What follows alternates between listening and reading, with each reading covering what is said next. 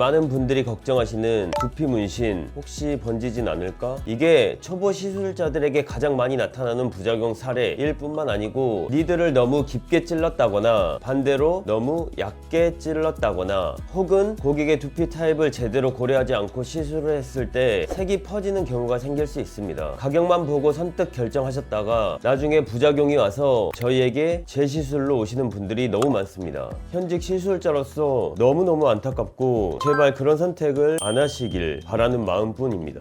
안녕하세요. 두피 문신은 테드 형입니다. 두피 문신 시술을 고민하고 계신 분들이라면 요즘 앞머리 라인이 점점 뒤로 밀린다든가 아니면 정수리 쪽이 휑해 보여서 하루에도 몇 번씩 거울을 보고 스트레스를 받으실 텐데요. 저도 20대 초반에 그런 경험을 했습니다. 왜 나만 이렇게 머리가 빠지는 거지? 여기서 머리가 더 빠지면 어떻게 하지? 하고 걱정하느라 스트레스를 정말 많이 받았고 때로는 이런 유전자를 준 저희 부모님을 원망하기도 했었습니다. 그래서 탈모 때문에 스트레스 받으시는 분들의 마음을 정말 잘 아는데요. 아마 탈모 샴푸부터 시작해서 영양제, 헤어팡팡, 흑채, 가발, 모발 이식 이것저것 할 수 있는 건 다 찾아보실 거예요. 그러다가 이제 두피 문신까지 찾아서 이 영상을 클릭하신 걸 텐데 오늘은 두피 문신을 처음 접하시는 분들이 가장 궁금해하시고 실제 문의도 가장 많은 질문 중에 하나인 두피 문신을 받고 나면 번지지 않나요? 푸르거나 파래지지 않나요? 라는 주제에 대해 이야기를 해보려고 합니다. 만약 지금 두피 문신 시술을 고려 중이신 분들은 오늘 영상 보시고 나면 해답이 되실 테니 끝까지 집중해서 봐주시길 바랍니다.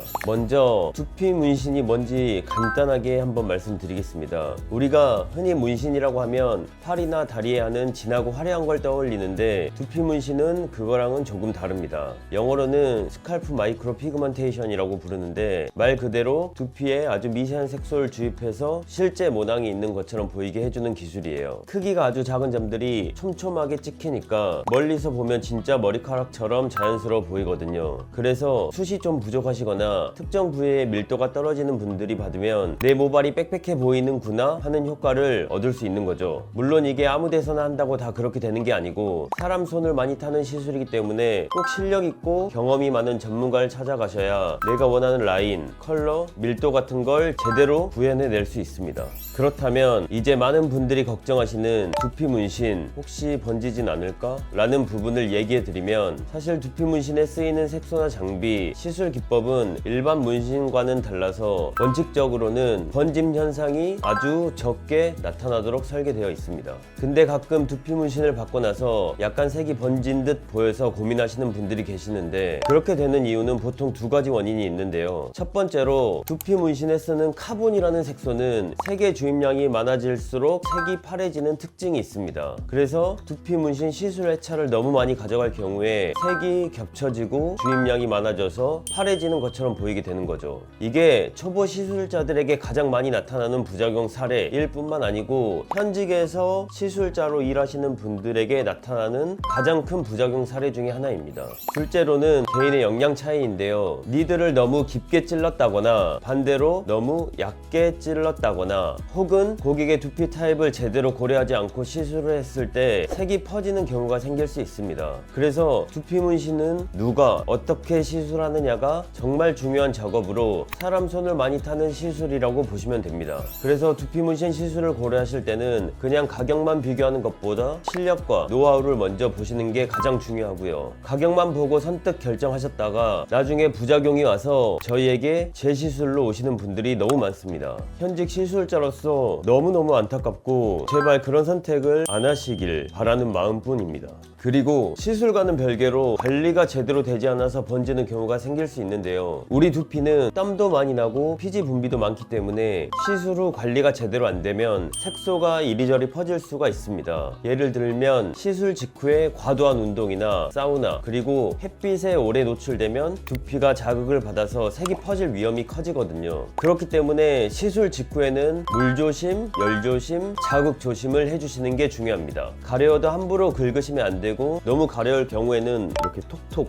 두드려 주시면 되고요. 시술 후 주의사항만 잘 따라주시면 관리를 못해서 색이 퍼지는 경우는 거의 없다고 보시면 됩니다. 근데 전제 조건은 시술자가 올바른 깊이에 개개인의 피부 타입을 고려한 적당한 색소량의 주입으로 제대로 된 시술을 했을 경우에 가능한 부분이고요. 그래서 정리하자면 두피 문신 후 색이 번지는 현상을 어떻게 하면 최소화할까에 대한 답변은 시술 전문가를 잘 선택하시는 게 가장 중요합니다. 두피 문신은 결국 사람 손이 많이 가는 시술이라 섬세하게 깊이를 조절하고 색의 배합을 잘 맞추고 개인별 피부톤이나 두피 상태에 맞춰서 디테일하게 작업할 수 있는 곳에서 시술 받아야 결과물이 좋게 나올 수 있습니다. 가끔 시술 받고 나서 색이 살짝 연해지거나 정착 상태가 고르지 않은 부분이 보이면 리터치로 선보면 되니까 그런 부분은 너무 걱정 안 하셔도 되고요. 결국 번짐을 최소화하는 비결은 전문가의 올바른 시술 그리고 꼼꼼한 사후 관리라는 점을 꼭 기억해 주시기 바랍니다. 제가 8년 동안 4,000명을 시술하면서 정말 다양한 케이스들을 많이 봤지만 그 중에서 가장 마음이 아픈 케이스는 재시술 케이스입니다. 다른 곳에서 이미 한번 망치고 오신 분들은 솔직히 보면 너무 마음이 안타깝고 그렇습니다. 안 그래도 탈모 때문에 용기 내서 두피 문신 시술을 받은 건데 결과가 안 좋으면 얼마나 또 속상하시겠어요. 그럼에도 다시 용기를 내서 저희에게 재시술로 와주신 거니까 그런 분들은 제가 어떻게든 최고의 결과로 만들어 드리고 있습니다. 그러다 보니 저희가 다른 업체에서 시술 받고 생긴 부작용들을 AS하는 업체가 된 것 같은데 그렇게 재시술로 오시는 것보다 첫 시술로 오셔서 시술을 받으시는 게 시간이나 비용, 만족도 면에서 고객님이나 저나 훨씬 더 이득입니다. 그러니 반드시 두피 문신 시술 업체는 처음부터 꼼꼼하게 결정하시길 바라고요. 만약 상담이 필요하시면 편하게 문의 주시면 안내 도와드리겠습니다. 추가적으로 궁금하신 점 있으면 댓글 남겨주시고요. 지금까지 두피 문신은 테드 형이었습니다. 안녕.